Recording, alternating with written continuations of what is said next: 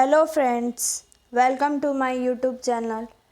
आज हम लोग देखेंगे लेसन प्लान कैसे बनाया जाता है। ये हिंदी विषय का लेसन प्लान है। चलिए देखते हैं। यहाँ सब्जेक्ट लिखा है विषय। जो भी सब्जेक्ट का हम लोग लेसन प्लान बना रहे हैं वो लिखेंगे। प्रकरण मैं और मेरा देश। यहाँ अध्यापक का नाम लिख लेंगे जो भी हो। आगे स्कूल का नाम लिख लेंगे। यहाँ रोल नंबर, दिनांक, जिस कक्षा का लेसन प्लान बना रहे हैं वो लिख लेंगे। क्लास 5 का लेसन प्लान बना रहे हैं। फिर क्लास पीरियड थर्ड, अवधि 40 मिनट। सामान्य उद्देश्य में लिखेंगे बच्चों में हिंदी विषय के प्रति रुचि जागृत करना, बच्चों के अंदर कल्पना शक्ति का विकास करना। विशिष्ट उद्देश्य क्या है? देश प्रेम का भाव जागृत करना। बच्चे अपने देश के मान सम्मान और उत्थान के बारे में सोचेंगे। चलिए आगे देखते हैं। शिक्षण विधि में व्याख्यान विधि, आगमन निगमन विधि, प्रश्नोत्तर विधि, जो मन वो लिख सकते हैं।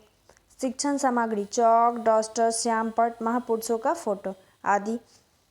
पूर्व ज्ञान, बच्चे को पहले से क्या ज्ञान है। बच्चे खेल में रुचि रखते हैं तथा अपने देश के कुछ प्रमुख खिलाड़ियों के नाम जानते हैं। चलिए आगे देखिए। शिक्षक शिक्षिका क्रियाएं और यहाँ छात्र क्रियाएं। MS धोनी किस देश के खिलाड़ी हैं? भारत। भारत का और दूसरा नाम क्या है? हिंदुस्तान। चलिए आगे देखते हैं।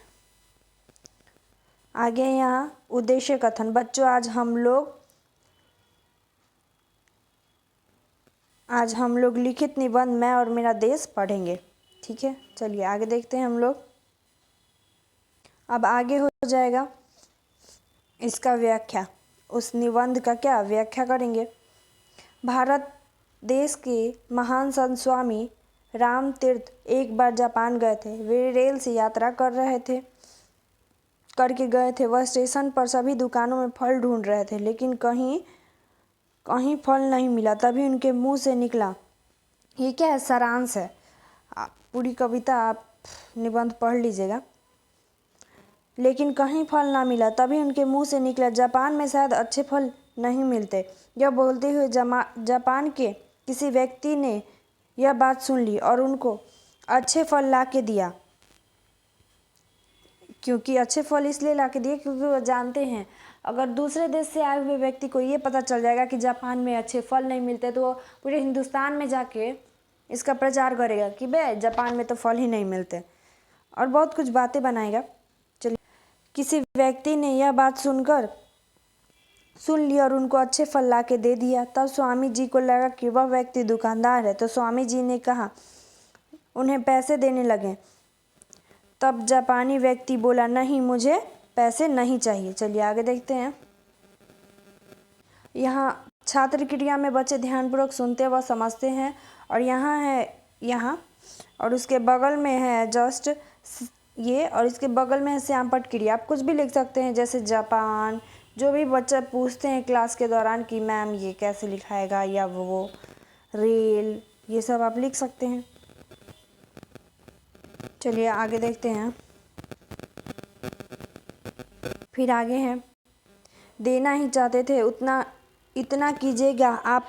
वो व्यक्ति बोला कि अगर आप मुझे पैसा देना ही चाहते हैं तो आप इतना कीजिए कि आप अपने देश जाके, भारत जाइएगा तो किसी से ये मत कहिएगा कि जापान में फल नहीं मिलता, या फिर हमारे देश की कोई बुराई नहीं कीजिएगा।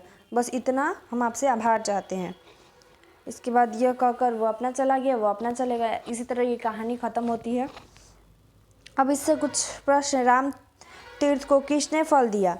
जापानी युवक ने। राम तीर्थ के मुंह से क्या निकला? जापान में शायद अच्छे फल नहीं मिलते होंगे। श्यामपट्ट में हम कुछ भी लिख सकते हैं, शायद लिख सकते हैं, कुछ भी लिख दीजिए जो बच्चे को ना आता हो, या फिर किसी शब्द का विलोम शब्द, कुछ भी लिख सकते हैं। चलिए आगे देखते हैं। पुनरावृत्ति में हो जाएगा कि आपने बच्चे को क्या पढ़ाया और बच्चे ने कितना सीखा, उसकी जांच के लिए आप छोटे मोटे क्वेश्चन करें बच्चों से। अगर आंसर दे देते हैं तो आपने अच्छे से पढ़ाया और बच्चे ने अच्छे से सुना और समझा है। जापानी युवक उनके लिए फल क्यों लाया था? बच्चों से क्वेश्चन करेंगे। यानी ये फीडबैक का काम करता है। जापानी युवक ने स्वामी रामतीर्थ से क्या कहा, ये भी क्वेश्चन हो गया। अब आगे आता है गृह कार्य, होम असाइनमेंट। बच्चों, आपको इस निबंध का सारांश लिख कर लाना है और इस निबंध के सभी प्रश्नों का उत्तर बना के लाना है। Thank you for watching my video. अगर वीडियो अच्छी लगी हो तो शेयर ज़रूर करें। थैंक यू एंड लाइक भी करें।